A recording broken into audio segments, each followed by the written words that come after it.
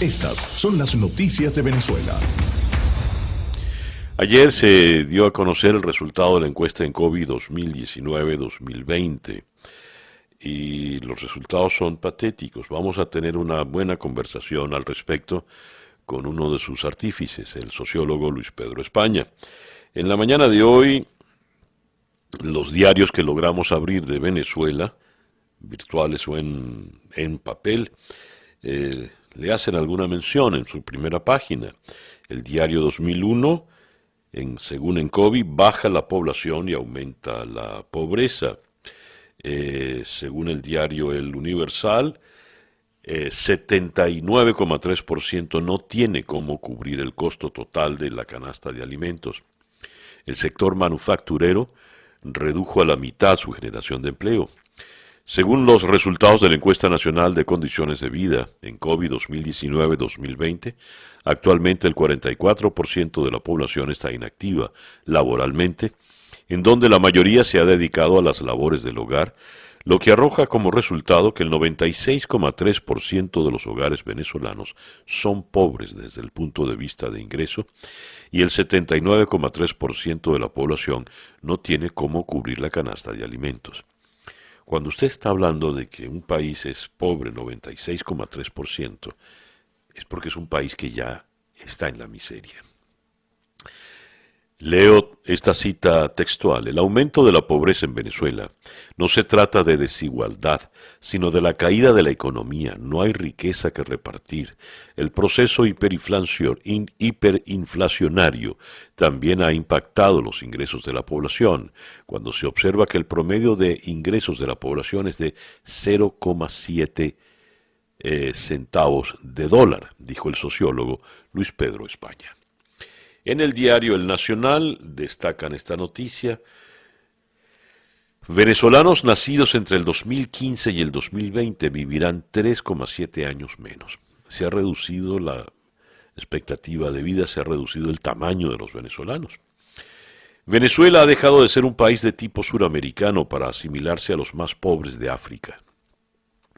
Así, el sociólogo Luis Pedro España ilustró la gravedad en la que se encuentra la nación durante la presentación, junto a la geógrafa Anitza Freites, del Instituto de Investigaciones Económicas y Sociales de la Universidad Católica Andrés Bello, de la Encuesta Nacional de Condiciones de Vida, ENCOVI, la cual se realizó entre noviembre de 2019 y marzo de 2020 en 9.932 hogares. Dos datos resumen la magnitud de la crisis. La esperanza de vida de los nacidos entre 2015 y 2020 es de 3,7 años menos y la tasa de mortalidad infantil es de 26 por cada 1.000 habitantes. Esto representa un retroceso de 30 años. El Nacional destaca como segunda noticia más importante: el Tribunal Supremo de Justicia del régimen suspendió a la directiva de Voluntad Popular. El diputado José Gregorio Noriega Figueroa preside el nuevo cuerpo. Lo acompañan Guillermo Antonio Luces Osorio como secretario general y Lucila Ángela Pacheco Bravo como secretaria de organización. Estas autoridades podrán utilizar la tarjeta electoral, el logo, los símbolos, los emblemas, los colores y cualquier otro concepto propio de Voluntad Popular. Además, según la sentencia, quedaron suspendidos de manera provisional los actos de expulsión o exclusión partidista, suspensión entre otros efectuados por la Dirección Nacional Política de Voluntad Popular contra sus militantes y específicamente las que recaen sobre los accionantes. Ante esto reacciona Leopoldo López a Voluntad Popular: no la definen unos traidores impuestos por la dictadura. Dice López en sus declaraciones. López acusa a Maduro y al Tribunal Supremo de Justicia de querer robar voluntad popular. La dictadura siempre ha querido robarse la voluntad popular. Lo ha tratado de hacer a través de fraudes electorales, de persecuciones políticas, de cárceles injustas, y ahora trata de hacerlo a través de unos traidores al pueblo venezolano.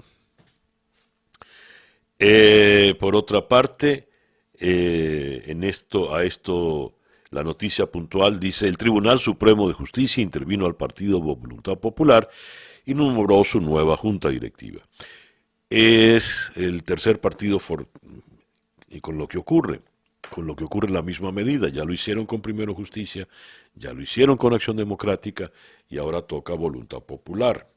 No le nombraron, no le calificaron de terrorista, que era la amenaza. Y en estas condiciones, con los verdaderos partidos intervenidos o robados, es que se pretende ir entonces al proceso electoral.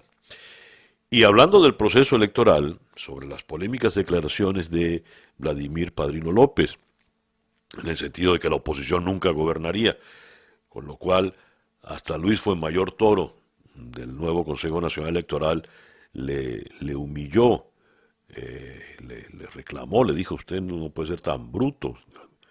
Pues bien, la adulancia, o para decirlo en criollo, la jalada de mecate, la sumisión de Padrino López a los pies de Maduro le ha rendido sus beneficios, porque Maduro lo ratifica de nuevo por un año más como general en jefe y ministro de la Defensa. He decidido, como siempre, una ratificación parcial y una renovación parcial del equipo extraordinario de líderes militares que rige el alto mando militar de Venezuela, dijo Maduro. Hubo cambios en todo el alto mando, menos en los dos cargos más importantes. Ratificado Padrino López, quien ya es uno de los ministros de la Defensa que más tiempo ha durado en el cargo. Está allí desde el 2014, es decir, todo el tiempo de Maduro, y el almirante Remigio Ceballos al frente del CEOFAN. Y tenemos acá, por otra parte, para cerrar las informaciones de Venezuela, sin miedo a ser confiscados, Irán confirma envío de 1.100.000 barriles de gasolina a Venezuela. Irán insiste en desafiar a Estados Unidos y confirmó el envío de un nuevo cargamento de alrededor de 1.100.000 barriles de gasolina a bordo de los buques Vela, Bering, Pandi y Luna, el cual podría ser bloqueado y confiscado por fuerzas militares de Estados Unidos, actuando bajo la autorización del gobierno y el Poder Judicial norteamericano. Noticias de Latinoamérica. Bolsonaro dio positivo por el coronavirus y es tratado con cloroquina.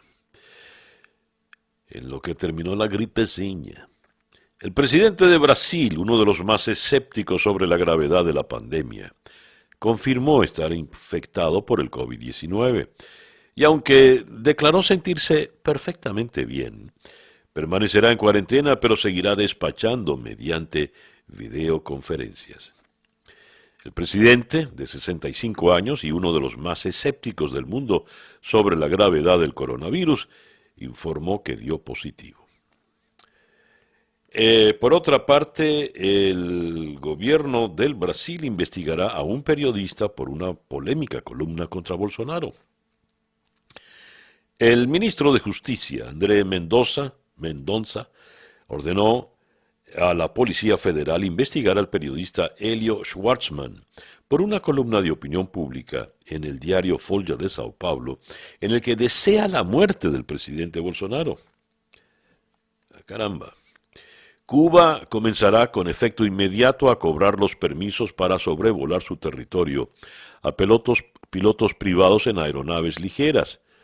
El anuncio tiene lugar en un momento en el que la isla sufre una de las peores crisis económicas de las últimas décadas, causada en parte por el recrudecimiento del embargo de Estados Unidos y agudizada ahora por los efectos del COVID. La Fuerza Aérea del Perú informa la desaparición de un helicóptero en el Amazonas.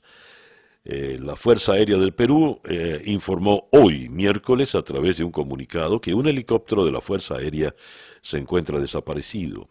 La Fuerza Aérea informó que el helicóptero despegó de la localidad de Uracusa con suministros en apoyo a un programa social con destino a Chija, en la región del Amazonas peruano.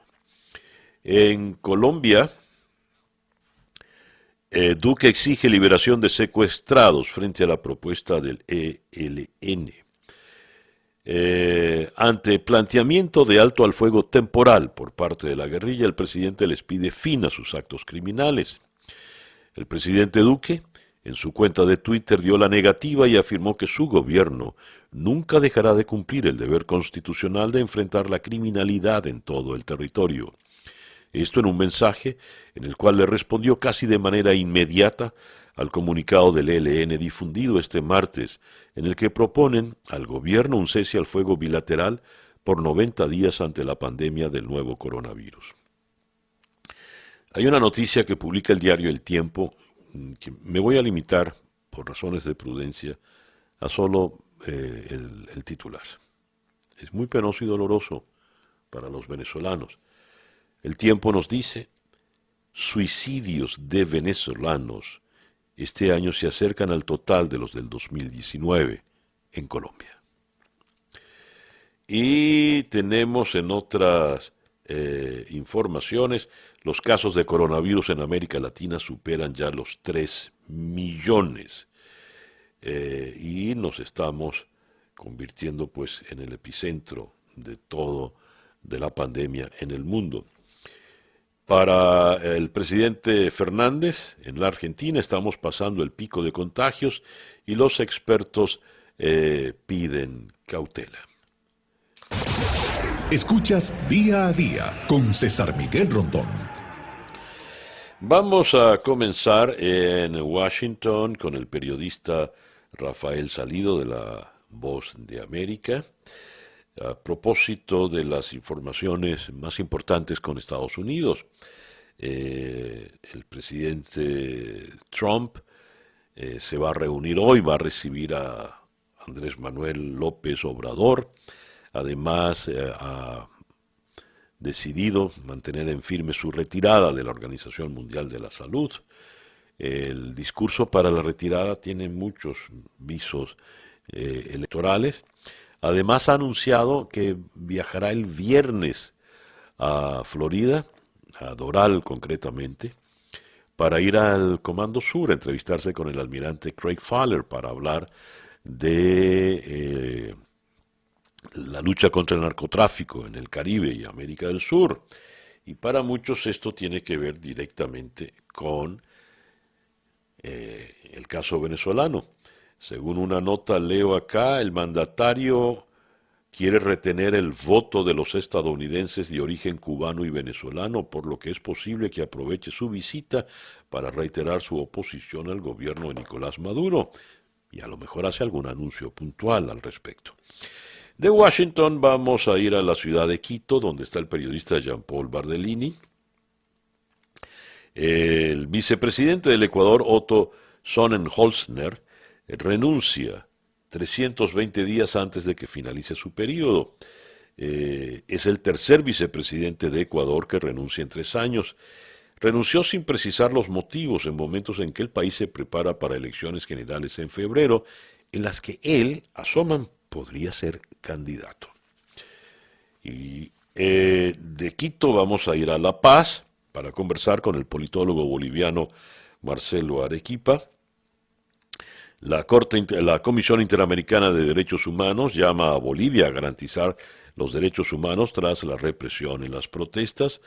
Y además una noticia que ha sonado en estos días: la Fiscalía de Bolivia imputó a Evo Morales por terrorismo y pide su detención. Recordemos que Morales está en Argentina.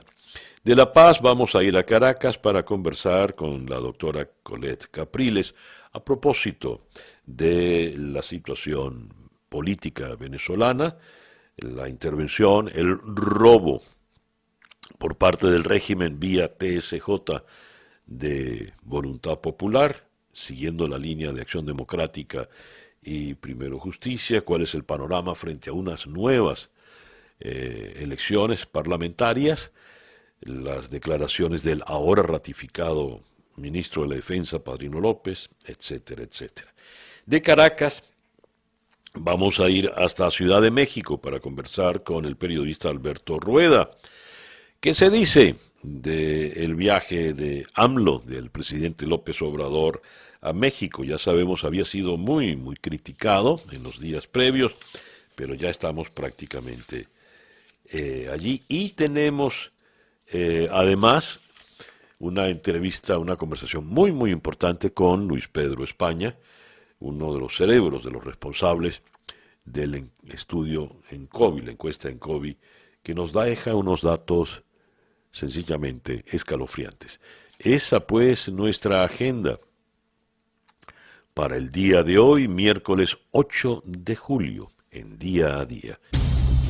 El editorial con César Miguel Rondón.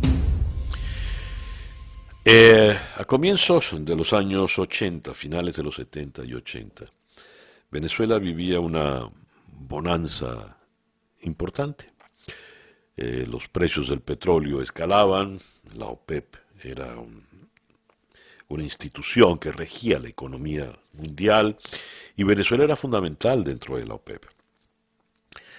Recuerdo que Pérez dejó la gran Venezuela y sucedió Luis Herrera Campins. A manera de anécdota, a Herrera Campins le tocaron en el mismo año dos bellas mujeres coronadas como Miss Universo y Miss Mundo, Irene Sáez y Pilín León, respectivamente. Y dijo Luis Herrera, con aquella jocosidad que le caracterizaba, pues que los venezolanos eran más hermosos ahora, eran más grandes, más altos, estaban mejor alimentados. Y era verdad. Pues años más tarde, 40 años más tarde, todo se viene abajo. Resulta que los venezolanos son más pequeños, más desnutridos, más pobres. No solo se reduce la población, porque salen muchísimos, 5 millones y tantos han salido del país, sino que la expectativa de vida se reduce también. El Nacional hoy titula: los nacidos entre el 2015 y el 2020 vivirán 3,7 años menos. La tasa de mortalidad infantil es de 26 por cada 1.000 habitantes. Esto representa un retroceso de 30 años. Venezuela ya no es un país latinoamericano ni suramericano, es un país africano, de los más pobres del África, según unas declaraciones que da Luis Pedro España a propósito de la encuesta en COVID que recién se publicara ayer. Según reseña el diario El Universal, el 79,3% de la población venezolana no tiene cómo cubrir el costo total de la canasta de alimentos. Y una cifra aún peor, 96,3% de los hogares venezolanos son pobres desde el punto de vista del ingreso. Es decir, apenas 3,7% de los venezolanos tienen el ingreso necesario. Eso habla de un país miserable, de un país que está en la miseria, de un país destruido, de un país agonizante o a lo mejor de un país que ya agonizó. Esto es fruto, consecuencia de un proceso de varios años, pero sin lugar a dudas es un proceso que se ha acentuado en los terribles años del dictador y criminal Nicolás Maduro. ¿Qué viene después de esto? ¿Reconstruir el país? ¿Un nuevo país? ¿Los países mueren? ¿Los países resucitan? ¿Cómo es ese proceso? En todo caso, mientras haya venezolanos, habrá Venezuela. Lo que no sabemos es cómo serán esos venezolanos.